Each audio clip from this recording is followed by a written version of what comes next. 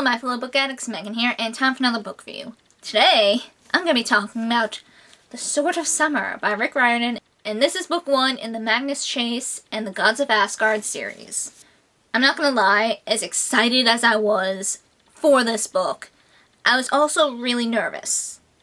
Like, I absolutely love Percy Jackson and the Heroes of Olympus series, but I was not a huge fan of the Kane Chronicles. I read those a while ago, and I just wasn't that into them. Like, I love mythology of any kind, so it's not the fact that it wasn't Greek or Roman mythology. But, I don't know, it just didn't feel... I just didn't like the feel of it, I guess, for lack of better words. I would have to reread it, honestly, to try and figure out what about it exactly I didn't like. So I was afraid for a while that I wasn't gonna like the series. I was worried that it was gonna be another Kane Chronicles, more or less. But thank goodness I was wrong. Within the first few chapters, I realized that this is gonna be an awesome series. Like, totally awesome.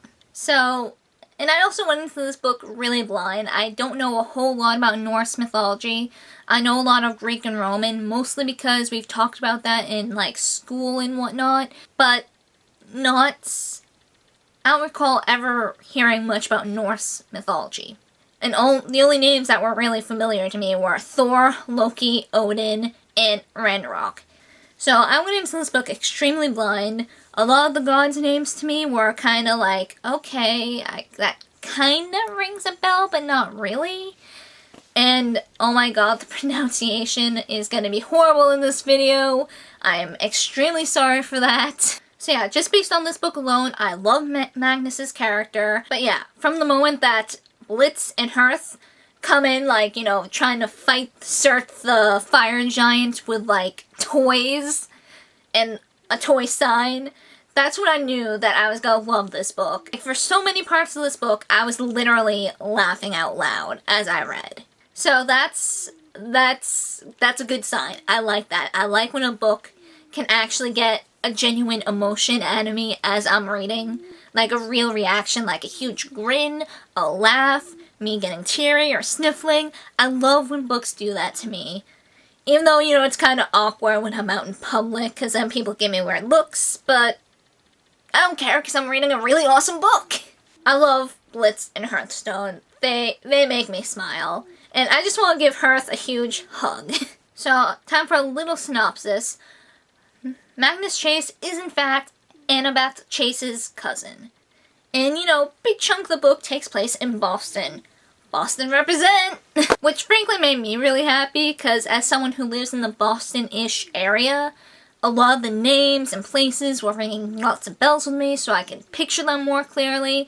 And now whenever I go by some of these places, I'm just gonna be like, heh, heh, heh, heh, this happened here in the book. So Magnus has been living on the street for about 2 years now. He never knew his father. His mother was killed 2 years ago, and he's been on the streets ever since. You know, he's made a couple of friends on the street. Blitz and Hearth are 2 of them, and, you know, they've been looking out for him. And one day, you know, Blitz comes on being like, hey, you know, there are 2 people looking for you. And it turns out they're Annabeth and her dad. They're passing out missing posters. And apparently his uncle Randolph is doing the same.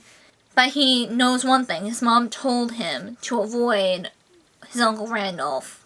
So, you know, he's been doing that. And unfortunately, it doesn't last for long. You know, he tries to break into his uncle Randolph's home to try and get some answers for things. And lo and behold, Randolph is there.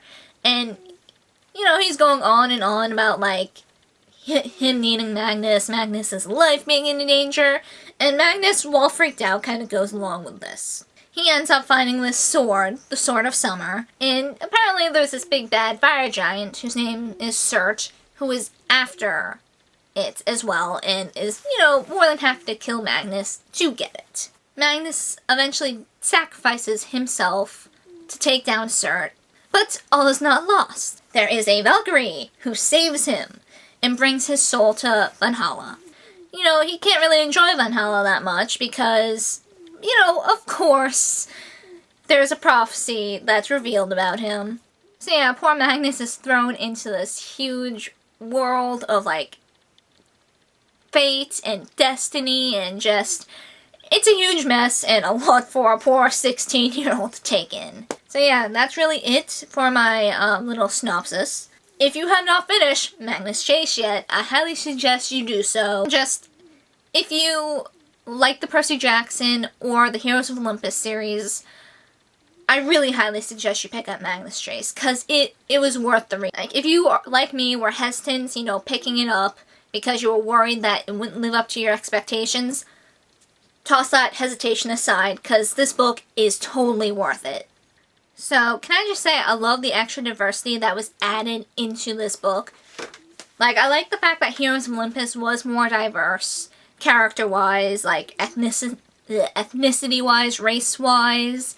And I like the fact that we got a little more diversity in this book as well. And I hope that the series continues to, you know, diversify more. So, characters. Like I already said, I like Magnus. I like his humor. I like his style. I think he's a good narrator, and he is greatly amusing. Samira, or Sam, I thought was fabulous. I liked her character as well. She was funny, she was witty, and she is badass. And Blitz, I love Blitz. We also find out that Blitz and Hearth are a dwarf and an elf, respectively. A fashionista dwarf. I just love the idea, and the mental images it forms in my head make me smile. And Hearth, I just want to give Hearth a huge hug. Just, especially when we find out, like, about his family history and whatnot. Like, how horrible his family was to him and what he has given up to, like, be where he is now. I just want to give him a huge hug and just, like, wrap him in blankets and give him some hot chocolate and just tell him everything's gonna be okay. I love the fact that we do get some of Annabeth in this book. And just at the end, and just backtracking a bit to Valhalla, I found it really interesting that there wasn't strictly demigods in Valhalla. Like, first in Percy Jackson, Camp Half-Blood, they're all half-bloods. You all have a godly parent. In the Heroes of Olympus, you know, mostly godly parents, but there are some descendants of demigods as well.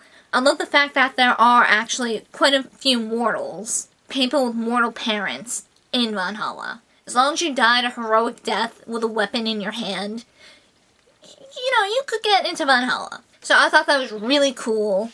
And, you know, I found it really interesting that Sam is a daughter of Loki. And I do feel sorry for her because she gets a lot of flack for being a daughter of Loki. You know, the god of tricksters and lies and just an all-around not very good guy.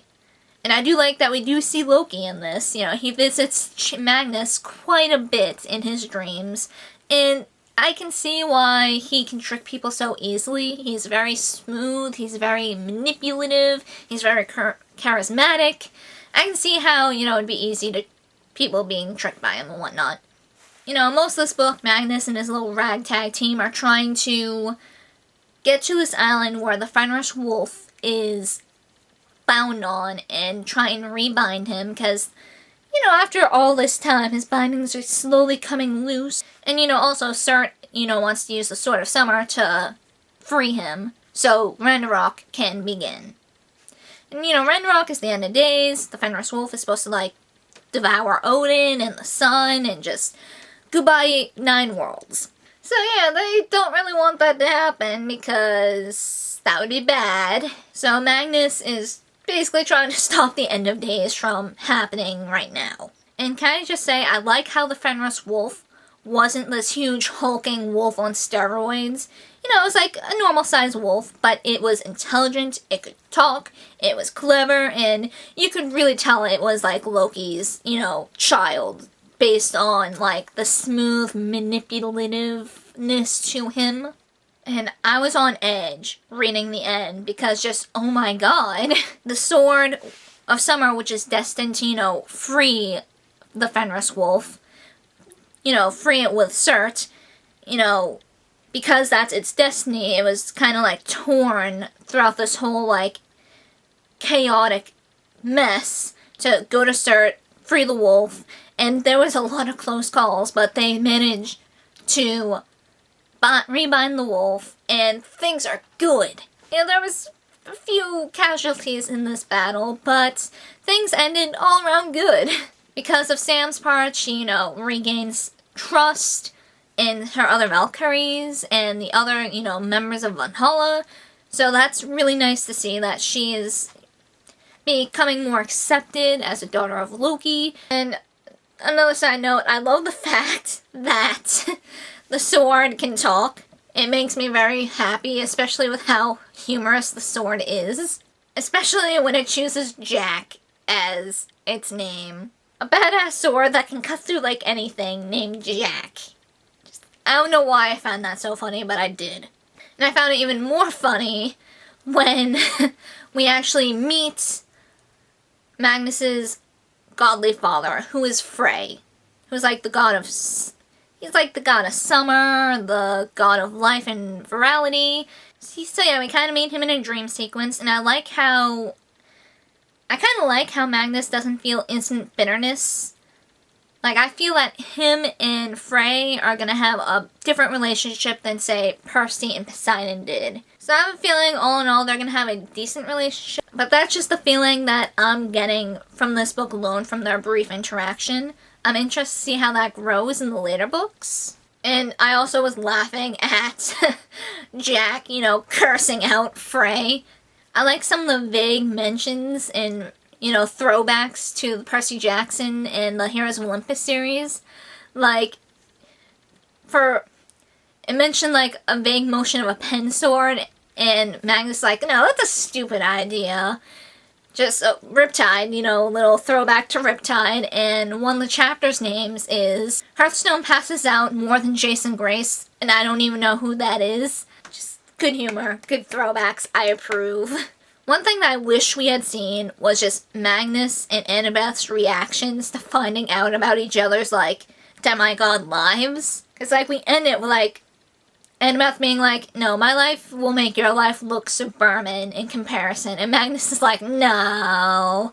And, they're going back and forth for a bit, and then he's like, nope, you tell your story first. And we kind of end there with them. And I'm just like, I want to see Magnus's reaction when he finds out that the Greek and Roman gods are real. And I want to know Annabeth's reaction when she finds out the Norse gods are real. I can just kind of imagine them facepalming, both of them kind of facepalming and just being like, God damn, what else is real now? Because, Roman and Greek gods are bad enough. Throw in the Norse gods, too, and it's like, is every god in existence real? So, I wish we had seen that reaction. But, hopefully in the next book, we'll at least get a summary of the reaction, like the shock or something. All in all, I have a feeling this is going to be a good series, and I am greatly looking forward to the next book. Insanely looking forward to it. But yeah, all in all, good book. Highly recommend. What was everyone else's thoughts? Did you like it more than Percy Jackson? Did you not like it? Did you feel, the same about them? So, let me know. So yeah, that's it for this book review, and I hope to see you guys next time. Keep on reading, my fellow book addicts. Keep on reading.